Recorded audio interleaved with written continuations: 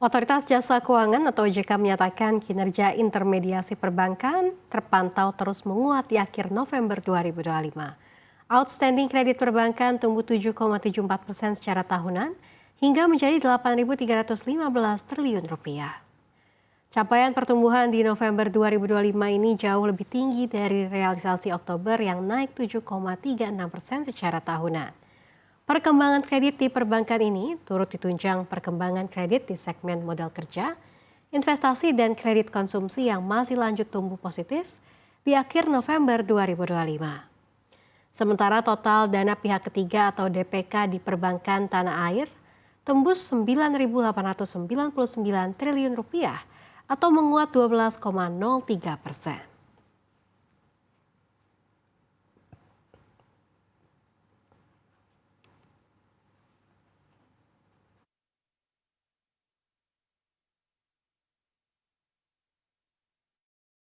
Perbankan menunjukkan kinerja yang stabil dengan profil risiko yang terjaga dan likuiditas di level yang memadai.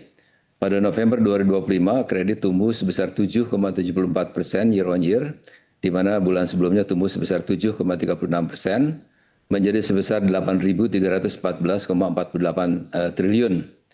OJK mencatat bahwa terdapat peningkatan pertumbuhan kredit secara signifikan menjelang akhir tahun.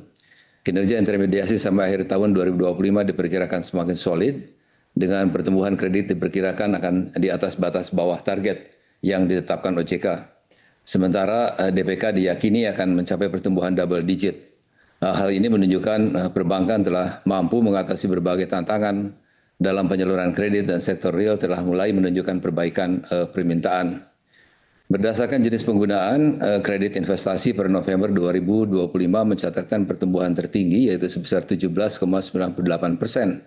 Diikuti oleh kredit konsumsi tumbuh sebesar 6,67%.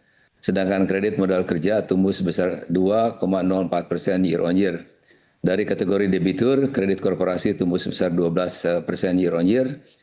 Sementara kredit UMKM masih menghadapi tantangan yang cukup berarti yang dalam pengertian masih terkonstruksi. Di sisi lain, dana pihak ketiga atau DPK tercatat tumbuh sebesar 12,03% year on year yang sebelumnya sebesar 11,48%, menjadi sebesar 9.899,07 triliun. Otoritas Jasa Keuangan menegaskan tren pemangkasan suku bunga dana di perbankan masih terus berlanjut hingga di akhir November 2025. Terus berlanjut. Dibandingkan tahun sebelumnya, rata tertimbang suku bunga kredit rupiah tercatat turun 26 basis point year on year menjadi 8,97% pada November 2025. Utamanya ini didorong oleh penurunan suku bunga kredit modal kerja yang turun 44 basis point year on year. Dari sisi penghimpunan dana, rata tertimbang suku bunga DPK rupiah juga terpantau menurun sebesar 29 basis point year on year menjadi 2,77% dengan penurunan utamanya pada suku bunga deposito. OJK juga menegaskan kalau kondisi rasio kredit bermasalah atau non-performing loan hingga risiko kredit atau loan at risk di perbankan pada akhir November 2025 terpantau mulai menurun. Sementara kondisi liquidity coverage ratio hingga rasio kecukupan modal atau capital adequacy ratio atau CAR, perbankan juga masih sangat kondusif. Itu liquidity coverage ratio berada di level 210,38%. Sementara itu kualitas kredit tetap terjaga dengan rasio NPL gross sebesar 2,21%, yang sebelumnya dalam angka 2,25%, jadi ini menurun. Dan NPL net membaik menjadi 0,86%. Oktober yang lalu sebesar 0,90%.